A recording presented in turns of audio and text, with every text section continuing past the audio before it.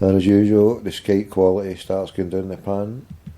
We're at school, we get 3 calls here. You can call the show 0141 416 1888. Phone it, a one ring sting, we phone you right back, we get you on air. You can talk to your heart's content. You alright, mate? Aye, crack on, mate. Just 0141's the number, 416 1888 for any discerning crackpot out there. I was just saying, obviously, the Kano Foundation had contacted the Celtic Dreams when it was live, and they said, listen, you know, we've got some spaces for some of the wins in that area at the Kano Christmas party. Good. Which is fantastic, Tommy. You know, and how can you say to a Wayne, all right, there's obviously Wayne's will know, Wayne's on the have to know, Wayne's on the great, but to give away a wee afternoon like that, you know, a bit of hopefully a wee present, mate, you know, so it's all good. So it's the stuff. It's the people like you try and help out, or you sort of you vouch for them, sort of thing. I remember Paul Larkin had one of his book launches, and I volunteered. It was yearly 125, and I says, "Oh, I'll get a buffet."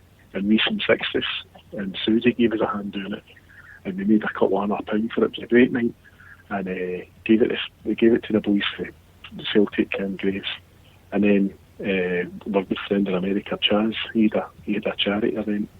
So a boy from England living over there, had took a really bad turn, and they were trying to raise stuff, and then Chaz had contacted and he said, "Look, can you get your holiday in at Celtic? You know, not knows if I could walk in there, I'd turn into flames if I went in that front door." But Jim for Celtic Graves tapped at the hat, and I remember I'd said to you, offered to take my tap up to the training ground, and I remember Jim, I sort of texted Jim and I said, "Jim, look, I feel like tap here, any chance I can get it signed, it's going to the States, blah, blah, blah." And obviously Chaz had done the boys with their turn. 2 seconds later, Jim's text, "I've got a signed tap here and we'll send it on, no questions, mate." So it's good. I know we all bitch and all that about each other, and you disagree with folks' things, but when it comes to certain things, it's good we can all pull together, mate. So no, if MD can do anything, obviously a good man like yourself, which your side of the latter, but that's what it's all about, mate, you know what I mean? I know.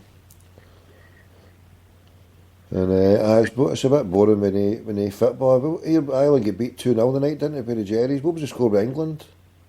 Do you know what, mate? The last I seen they were winning 2-1. I don't really bother. Unless Lithuanians on, I don't bother my arse with it, you know what I mean? Who was their score? Were they playing? No. I didn't. I'm even. Do you know what? See, since the Celtic Dreams have started, I used to sit and be a culture vulture, watch my BBC Four, my Jules Holland.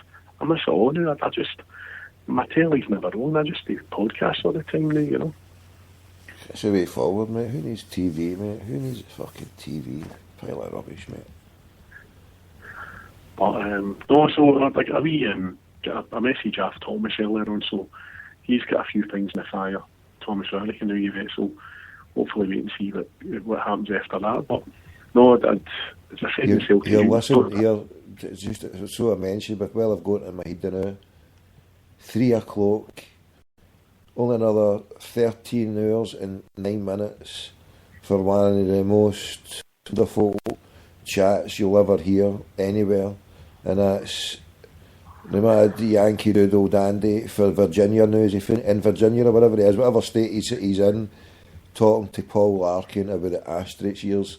That first one that I listened to, that was just immense, mate. I mean, if this is whatever he's got, if he's got any merit to add on to, mate, it's got to be worth listening to, mate, because this book has got me. I can't wait, mate. I mean, the information it sounds like he's got in this book is going to be, it's going to be a wicked read, mate. If what he said there and what the stuff he's hinted at about his, you know, what he's got in the Edinburgh establishment mafia or whatever these bastards are, the cabal. I mean, I used to call them the banking cabal, know what I mean? But whatever he's got on, I can't wait to rip this book to pieces, mate, and find out exactly what these bastards have been doing. I mean, Paul's obviously, as you said, I'd messaged Paul earlier on, said I was looking forward to hearing him and Graham talking about it. I think it's very interesting. You look at obviously a man who's obviously going to pop up, Gavin Masterton, who's failed today, obviously, or yesterday, in trying to liquidate Dunfermline. You know, the fans have sort of put the blockers to that. So, as I say, And what happened? What happened on it? What happened in the court? Well, the fans have got a blockage on it. He was trying to liquidate Dunfermline. Did the court had a court case? Well, what happened in the court today? Did the court give him the permission to? No, the court have basically blocked him. Have they? Aye. Aye. And it's going to go on Monday, and hopefully, because I think the Dunfermline fans, Pals United, have got the money there.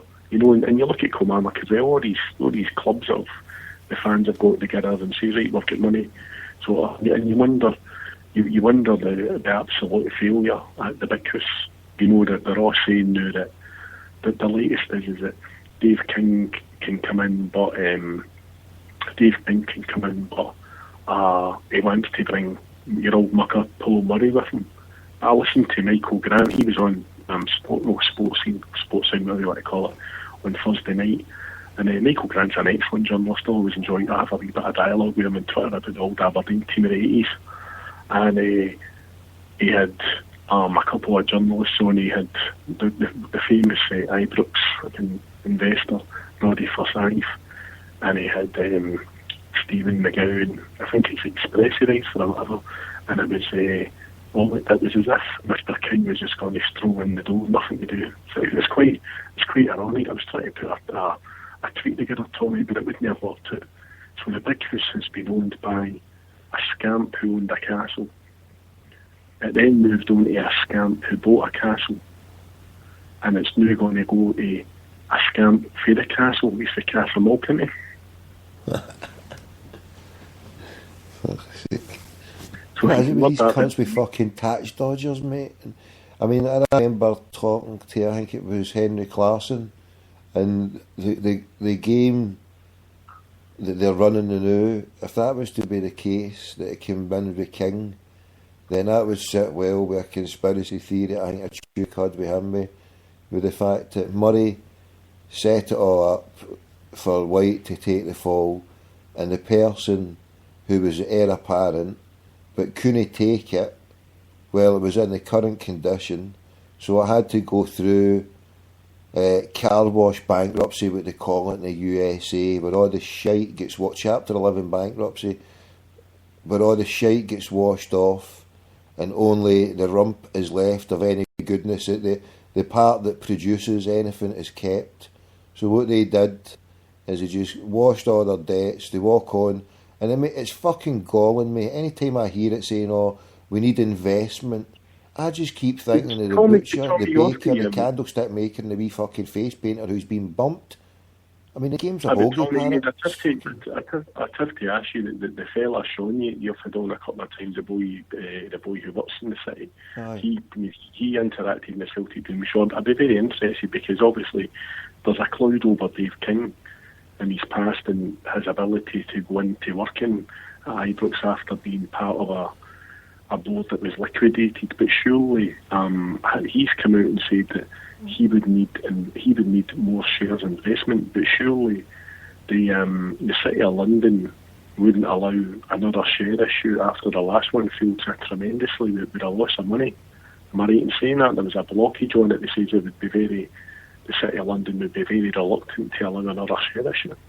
Well, I mean, if they'd done anything wrong, surely, there's been words and rumours that they've been going in for ages, and I mean, these bastards seem to be getting off fucking scot-free for everything. There's just no accountability for anything. I mean, the whole thing. Well, I think. Although he's no a great pal of the Celtic fans, I believe Tom English is getting an article out on this Sunday talking about Dave King. You know, and obviously Dave King's one of the actual few guys who he sunk £20 million into that black hole, and it vanished. But that's what I'm saying. That's what I'm saying, right? See, the game was always for Murray not to take the blame. So White would come in. White didn't give a fuck about his reputation. Whatever he could get out of the car crash, then he was told it's yours. Whatever you can fucking salvage, take it, rumble about, whatever you need.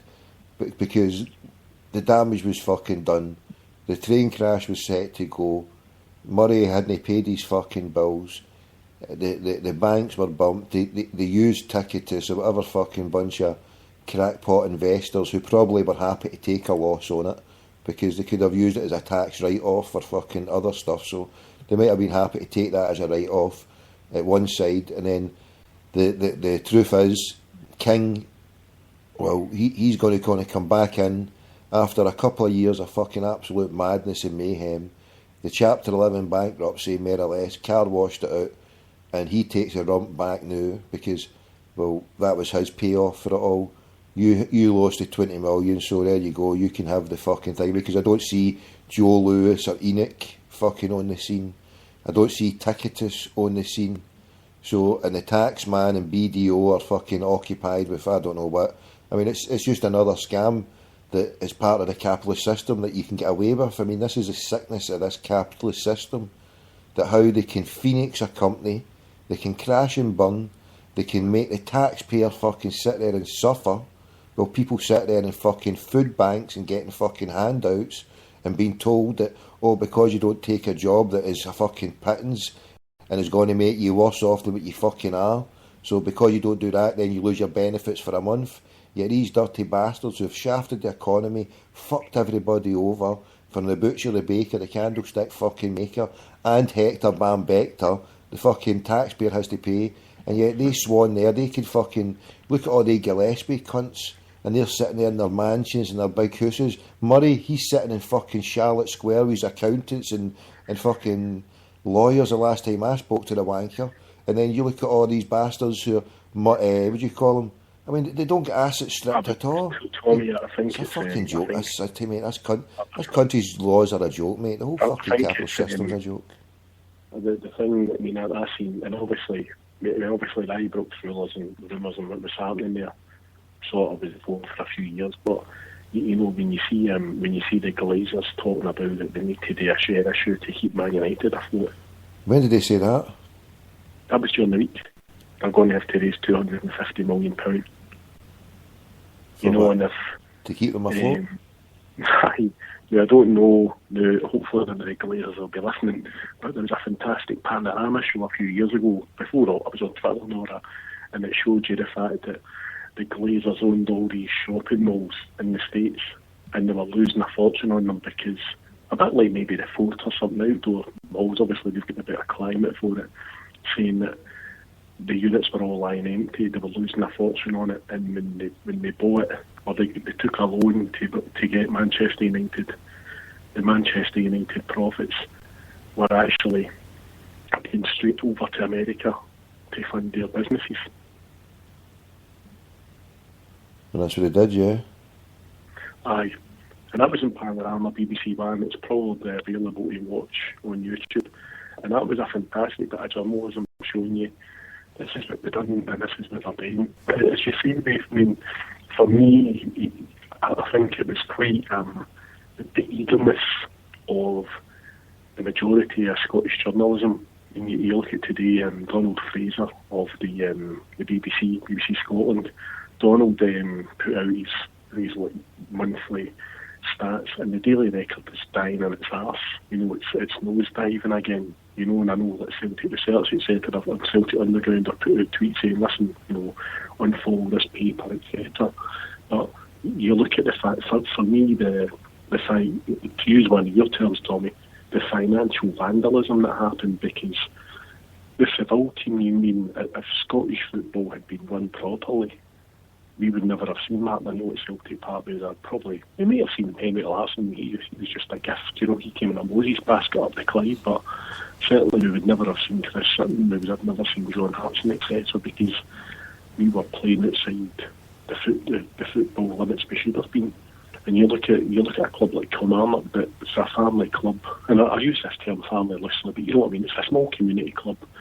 They've got a stadium there that it's never full. You know, it's probably they could go down to maybe what Hamilton's got with the 2 stands or the 2.5 stands. And you look at Dunfermline, you know, all these clubs were sort of bullied into the false arms race that David Murray started at Ibrox and putting up the average wage for footballers, and you know, if you could go and be a reserve at Ibrox and still get paid more than a first teamer who would go outside any team in Scotland, outside probably Celtic. all these wee family community clubs now. And But hold on,